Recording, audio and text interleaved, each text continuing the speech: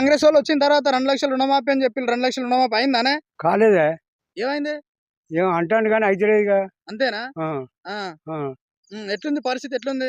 ఎట్లున్నది ఇక నీళ్లు లేక నిప్పులు లేక ఆ. ఇబ్బంది పడతాను ఉమ్, ఒక- కాలువ నీళ్ళు వస్తలేవు ఉమ్. చాలా ఘోరం అవుతుంది పత్తి చేనులు నిండిపోతున్నాయి కేసీఆర్ ఉన్నప్పుడు నీళ్ళు వచ్చినాయా మంచిగా? బ్రహ్మాండంగా నీళ్లు ఆ, పుష్కలంగా ఉండే. ఆ.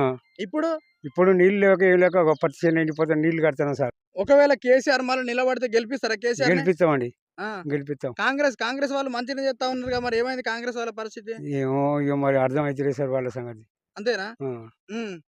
మళ్ళీ కేసీఆర్ నే గెలిపిస్తారు మీరు?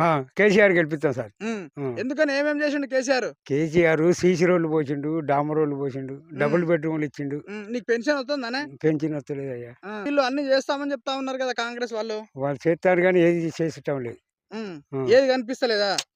పనులు ఏమి కనిపిస్తలేవు, పనులు ఏమి కనిపిస్తలేదు. మాటలు కనిపిస్తాయి.